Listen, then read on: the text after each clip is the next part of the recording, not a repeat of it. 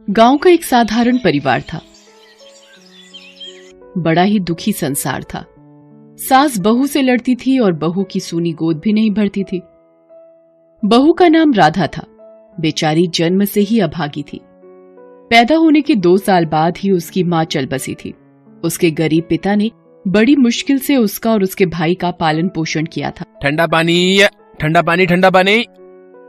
गर्मी को दूर भगा लो, ठंडे पानी से अपनी प्यास बुझा लो। 2 रुपए, 2 रुपए, 2 रुपए, सिर्फ 2 रुपए। बड़ी होने पर उसके पिता ने जैसे तैसे करके उसकी शादी अपने एक दोस्त के बेटे से करवा दी और शादी के साल भर बाद ही परलोक सिधार गए। उसके परिवार में अब सिर्फ उसका भाई बचा था जो कमाने के लिए शहर चला गया था। शादी के बाद राधा ने सोचा था कि अब उसके जीवन में खुशियां लौट आएंगी, मगर ऐसा कुछ भी नहीं हुआ। राधा की सास को राधा फूटी आंख भी नहीं सुहाती थी। वो अक्सर राधा के ससुर से कहा करती थी, अरे कहां से उठाकर इस अभागन को मेरे बेटे के गले बांध दिया। करमजली पैदा होते ही अपनी माँ को खा गई। साल भर हो गए हैं शादी के, मगर अभी तक पोते का मुंह भी नहीं देख पाई मैं। राधा के ससुर भले आदमी थे। वो अपनी पत्नी को समझाते थे, अरे बच्चे होना क्या इंसान के हाथ में है? तो भी खामखा बेचारी के पीछे पड़ी रहती है। इसी तरह रो धोकर राधा का जीवन गुजर रहा था कि तभी एक अनहोनी हो गई। एक दुर्घटना में राधा के पति की मौत हो गई। बेचारी राधा छोटी सी उम्र में ही विधवा हो गई। उसके ससुर तो उसका दुख समझते थे, मगर उसकी सास तो अपने बेटे की मौत की जिम्मेदार राधा को ही मानती थी। पहले अपनी माँ को खा गई और अब मेरे बेटे को खा गई, डायन कहीं की। इस तरह उसकी सास रोज ही राधा को ताने दिया करती थी। राधा बेचारी सास के ताने सुनती और चुपचाप आंसू बहाती थी। उसके दुख को समझने वाला कोई नहीं था। उसके पड़ोस में विमला और कविता नाम की 2 लड़कियां रहा करती थी। वही दोनों समय पर आकर राधा से उसका हालचाल ले लिया करती थी और उसे दिलासा दिया करती थी। उनसे बात करके राधा को काफी शांति मिलती थी। घर का सारा काम जैसे झाड़ू, पोछा, बर्तन और खाना बनाना सब राधा को ही करना पड़ता था। एक दिन उसने खाना बनाया और अपने सास ससुर को खाना परोसा। अरे ओ करमचली, ये दाल बनाई है तूने, एकदम पानी जैसी पतली। इसे कोई खा सकता है भला? घर में बस थोड़ी सी दाल ही बची थी माँ जी। आज घर के कामों से फुर्सत ही नहीं मिली जो मैं बाजार जाकर सामान ला पाती। अरे तो दिन भर तू ऐसा कौन सा काम करती है जो तुझे बाजार जाने का समय भी नहीं मिलता? छोटा सा तो घर है, उसमें कितना काम निकल जाता है तुझे, जो सारा दिन इसी में लग जाता है। तभी राधा के ससुर उसकी सास से बोले, अरे तुम तो हाथ धोकर ही इसके पीछे पड़ गई। जब देखो किसी न किसी बात पर बेचारी को ताने देती रहती हो। एक दिन अगर थोड़ी पतली दाल खा लोगी तो क्या मर जाओगी? एक तो बेचारी दिन भर घर के कामों में पिसती रहती है, ऊपर से तुम्हारे ताने भी सुनती है। इसकी जगह कोई और लड़की होती तो कब की चली गई होती इस नरक को छोड़कर। तो चली जाए ना, मेरे बेटे को तो खा गई, अब क्या हमें खाकर मानेगी? राधा ने अपनी सास की बातें सुनी और चुपचाप वहां से चली गई। उसकी आंखों में आंसू भरे हुए थे। उस दिन घर का बाकी काम निपटा कर राधा सामान लेने बाजार गई। वहीं उसे गांव का उचक्का घनसू मिल गया। घनसू 1 नंबर का आवारा और दुष्ट आदमी था। गांव की लड़कियों को छेड़ना उसका प्रिय काम था। जब राधा सामान लेकर लौट रही थी तब घनसू उसके पीछे लग गया। उसे पीछा करते देख राधा भी तेज तेज चलने लगी। घनसू ने राधा का पीछा घर तक किया, फिर वहां से लौट गया, मगर राधा की सास की नजर घनसू पर पड़ गई। ये उचक्का इसके पीछे पीछे क्यों आ रहा था? जरूर इसका चक्कर चल रहा है इस उचक्के के साथ। राधा जैसे ही घर पहुंची उसकी सास तमक कर बोली, क्यों री, गांव के उचक्कों से नैन मटक्का करने गई थी कुलटा? राधा पर तो सास की बात सुनकर जैसे बिजली ही गिर पड़ी। आज उसकी सास ने उसके चरित्र पर उंगली उठाई थी। वो कुछ बोल पाती उससे पहले ही सास ने वहां रखी झाड़ू उठाई और राधा को बेतहाशा पीटने लगी। राधा चुपचाप मार खाती रही। सफाई देती भी तो किसे देती? यहाँ कौन उसकी सुनने वाला था? इस घटना के कुछ दिन बाद राधा को फिर बाजार जाना पड़ा। इस बार भी घनसू उसके पीछे पड़ गया और आज तो हद ही हो गई। घनसू ने एक सुनसान जगह देखकर राधा का हाथ पकड़ लिया और बेशर्मी से बोला, अब तुम्हारा पति तो रहा नहीं, मेरे साथ भाग चलो।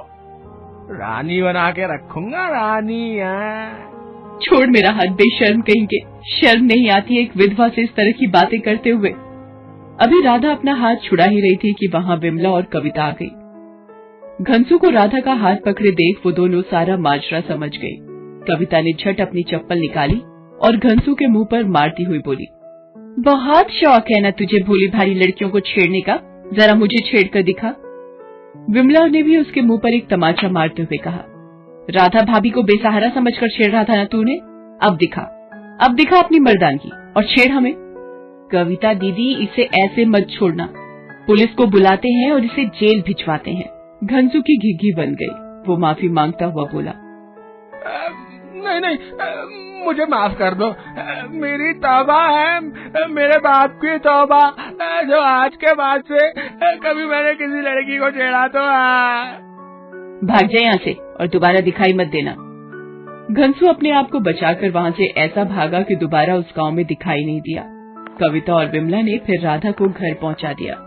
इस घटना के कुछ दिनों के बाद एक दिन राधा घर के दरवाजे पर झाड़ू लगा रही थी कि तभी वहाँ एक रिक्शा आकर रुका। उस रिक्शे से उसका भाई निकला। अपने भाई को देखकर राधा के मुरझाए चेहरे पर मुस्कुराहट तैर गई। राधा के भाई कमल ने जब राधा को इस हाल में देखा तो उसका दिल रो पड़ा। उसने मन ही मन कहा, हाय मेरी फूल सी बहन, इतनी सी उम्र में ही विधवा हो, न जाने क्या क्या दुख भोग रही है। राधा ने दौड़कर अपने भाई के पैर छुए। तभी उसकी सास भी बाहर आ गई और कमल को देखकर बनावटी खुशी जाहिर करती हुई बोली, आओ आओ बेटा, बड़े दिनों बाद आना हुआ इस बार।